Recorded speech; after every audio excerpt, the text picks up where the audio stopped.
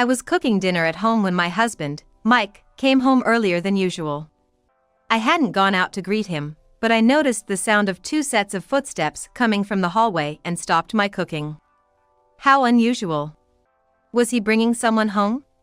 Mike walked heavily down the hall and, upon bursting through the door, suddenly turned to me and blurted out, "We're living together from today. If you don't like it, leave." I was shocked by his sudden statement, but when I glanced next to Mike, I saw an unexpected figure. It was Ken. He is a boy we often see at the park while walking the dog. Our eyes met, and I gasped.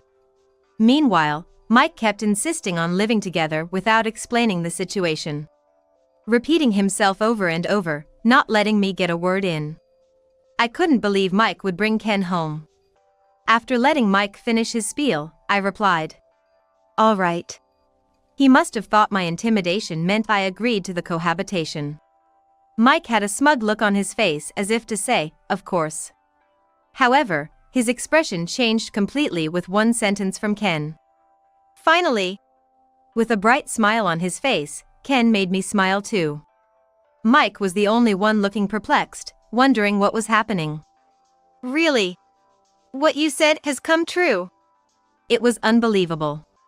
Who would have thought our wish would come true in this way? Ever since I learned a certain truth, I had hoped for this. The alarm clock rang, and another day began. I'm Teresa, soon to be 50 years old. I live with my husband, Mike, who usually leaves for work before I wake up. I wonder if he'll come home late again today. In the early days of our marriage, I used to see off Mike as he said, "I'm off," and welcome him at the entrance with a smile when he returned home. That habit has completely disappeared, and now Mike leaves the house without a word to me, hurrying off. I wonder when it started, but my husband and I haven't been getting along. There could be various reasons for marital strife, such as lack of communication, differing values, or in-law issues. In our case, it began with my infertility.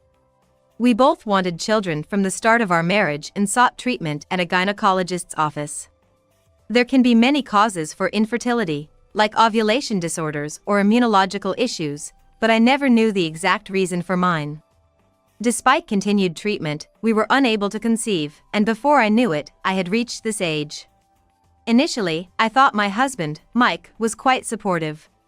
He often accompanied me to the clinic, and sometimes he would research infertility and share his findings with me. I remember him finding exercises and supplements that were supposed to increase fertility and encouraging me to try them. Even as the treatments became more advanced, the shock of not being able to conceive was immeasurable each time, but Mike cried and grieved with me.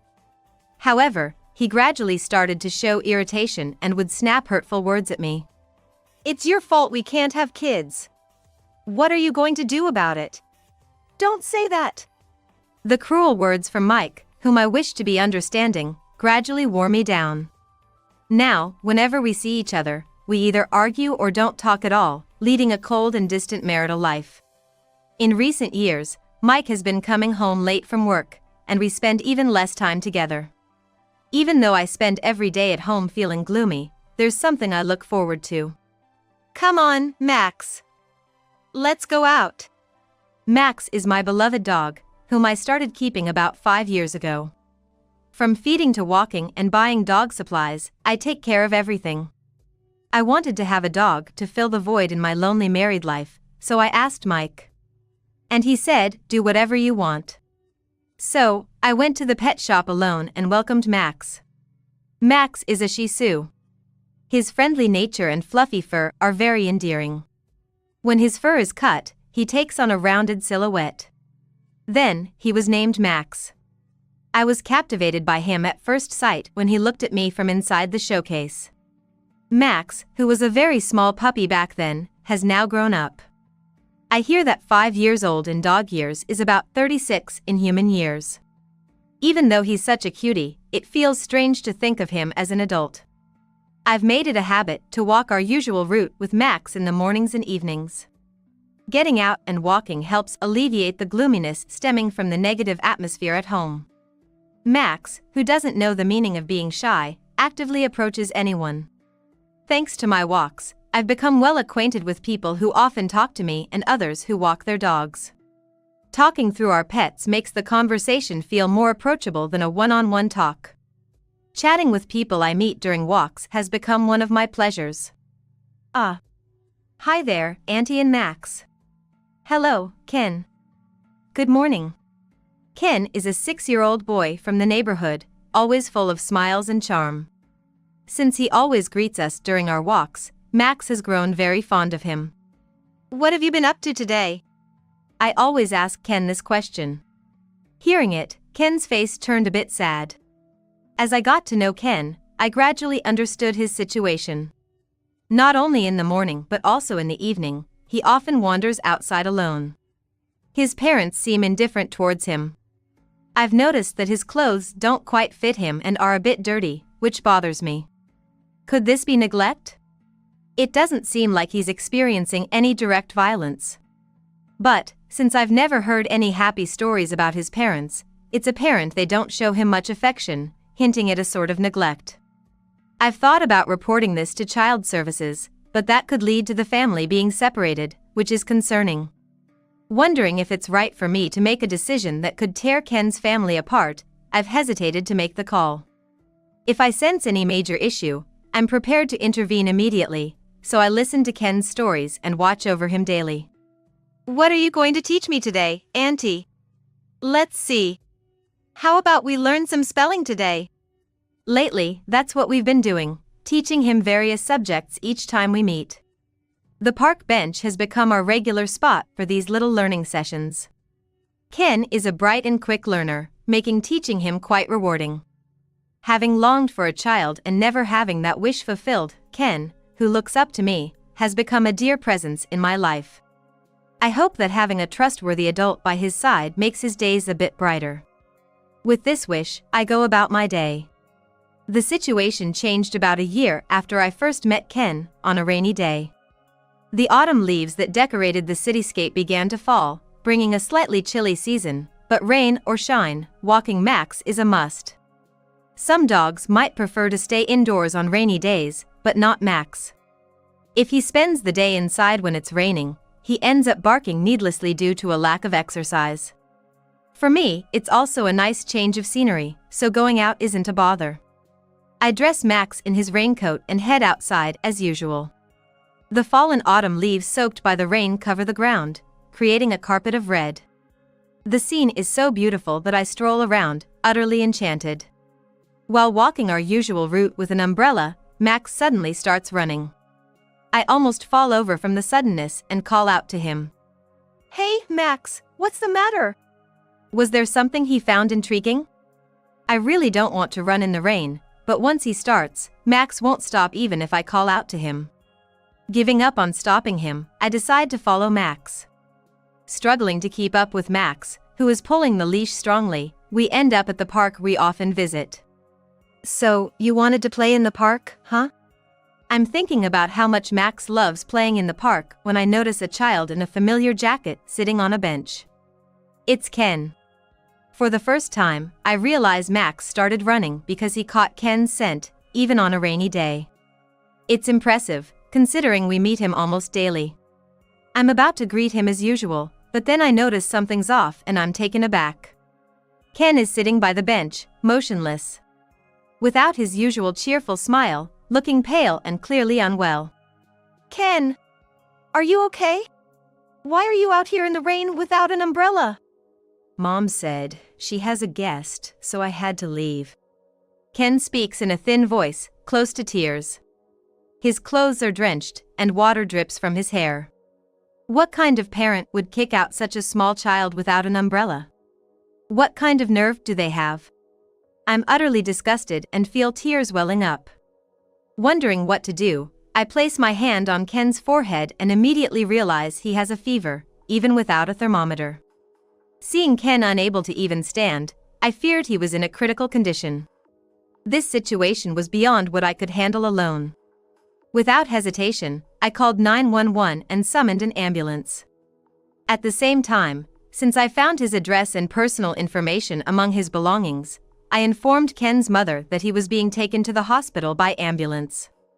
The mother, surprised, acknowledged the information and abruptly ended the call. Though I had my thoughts about the mother's reaction, Ken's well-being was the priority. Although I'm not a relative, I was the only one who knew the circumstances and Ken wouldn't let go of my hand, so I accompanied him in the ambulance to the hospital. Holding Ken's hand tightly, I wished for his safety. Upon arrival, he was immediately taken to the treatment room and given an 4. When I asked the doctor about his condition, it was confirmed that the cold had affected him. It's not surprising. In this chilly season, just being outside is enough to feel cold, let alone getting drenched in the rain. However, the doctor assured that there was no danger to his life and that he would recover with rest and nutrition, which relieved me. After a while, Ken's mother arrived at the hospital. It took her quite some time, even though their house shouldn't be far away, making me wonder what she had been doing. Despite explaining Ken's condition, she showed no gratitude, only annoyance. The child can go home. No hospitalization is necessary. While it's true that Ken's situation wasn't an emergency, I wondered if it was right to decide to send him home without properly listening to the doctor's advice. However, as an outsider, I hesitated to intervene. Ken went home with his mother, and while I was worried about him, I returned to my own home. It had gotten quite late, and the lights were already on at my house. When I opened the living room door, my husband, who had returned from work, looked angry. "Hey, where have you been wandering around? I come home tired, and dinner isn't even ready." His first words were a complaint about the lack of a prepared meal. He was banging on the table, clearly outraged. There was no sign of concern or curiosity from my husband about why his wife came home late. He expects understanding when he comes home late without a word, yet he demands it from me? While inwardly appalled, I honestly explained the situation. I talked about the neighborhood kid I'm friendly with, who was so feverish he could barely stand, and how I'd called an ambulance and accompanied him to the hospital, causing my delay. I had a faint hope that he would understand and say it couldn't be helped given the circumstances. But that hope was quickly shattered. "Don't meddle with other people's kids. You did something unnecessary. Nothing good comes from your actions." I stopped in my tracks while taking off my coat. My husband had dismissed everything I did for Ken and essentially my entire character. The Mike who used to be supportive at the beginning of our marriage was nowhere to be found. I used to talk back, but over time, I lost the energy to argue with someone so unresponsive. After berating me, Mike said, "Don't go doing whatever you please," and went off to another room, ending my long day. The atmosphere became even more strained and conversation scarcer than before. Having Max at home was my only solace, but Mike's presence made it feel like it wasn't my home, creating a restlessness.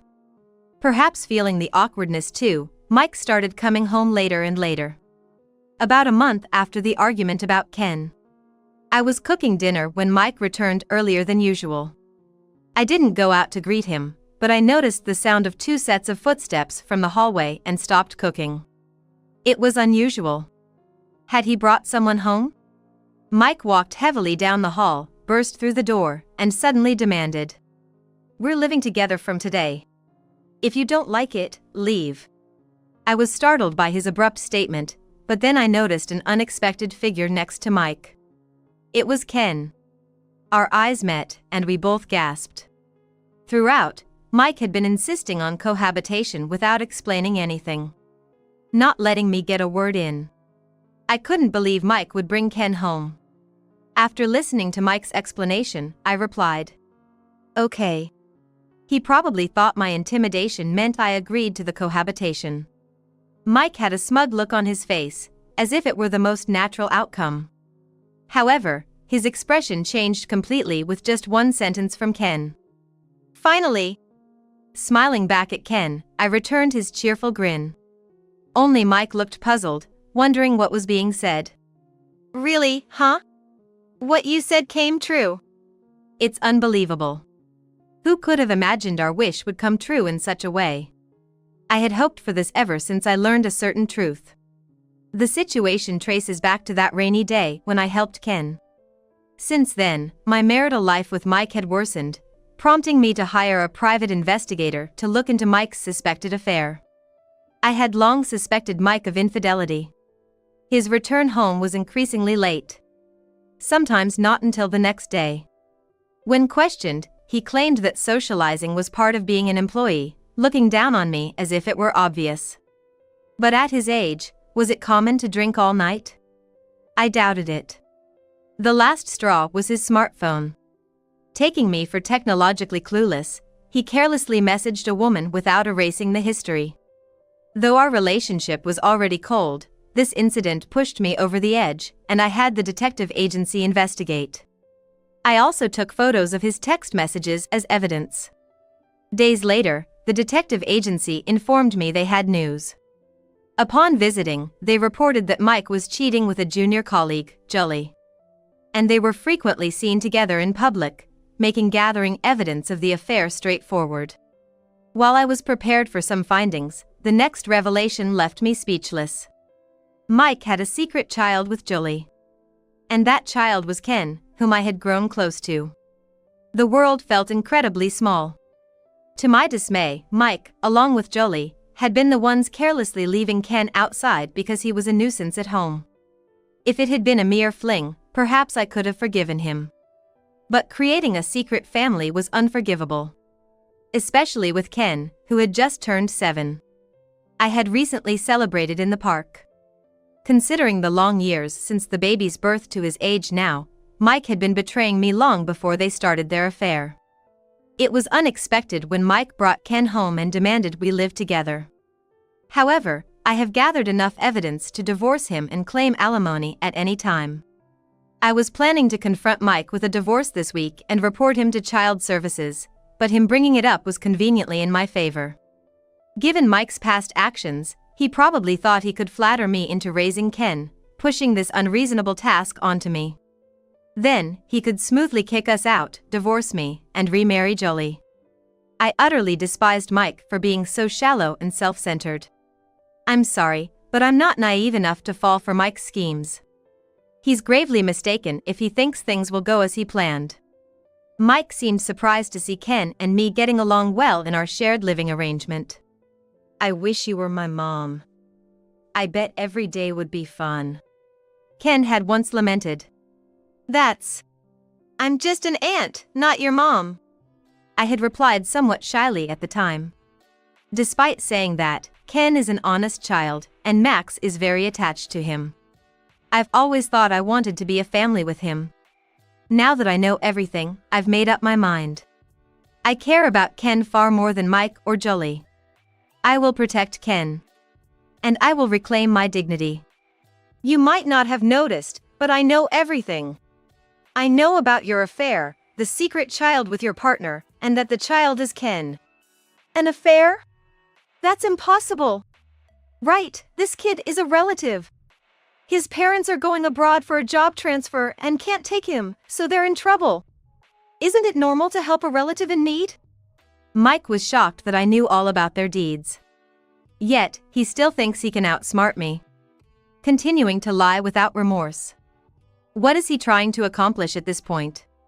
Even if Mike and Julie were to have a change of heart and apologize, what they've done to Ken cannot be forgiven. I won't be manipulated by Mike anymore.